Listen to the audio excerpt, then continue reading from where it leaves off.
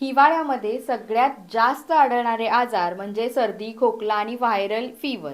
थंड हवेमुळे श्वसन मार्ग कोरडे पडतात आणि मग व्हायरल इन्फेक्शन व्हायला चालू होतं. मग घसा खवखवणे, नाक वाहणे, ताप येणे, घसा सुजणे, कोरडा पडणे अशी बरीचशी कारणं, अशी बरीचशी लक्षणं दिसायला लागतात.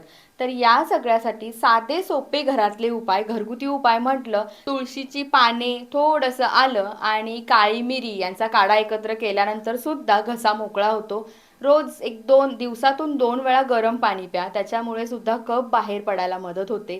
रात्री झोपत असताना दूध आणि त्याच्यामध्ये चिमूटभर हळद यांचं मिश्रण जर पिलात तरी सुद्धा खोकला कमी होतो. अगदी जर किरकोळसा ताप वगैरे असेल तर तोही कमी व्हायला मदत होते. हे सगळं अगदी छोटे छोटे घरगुती उपाय आहेत, हे कराच. शिवाय थंडीमध्ये वजन कमी व्हायला, स्किन चांगली ठेवायला आणि केस चांगले ठेवण्यासाठी हा ऋतू एकदम बेस्ट मानला जातो.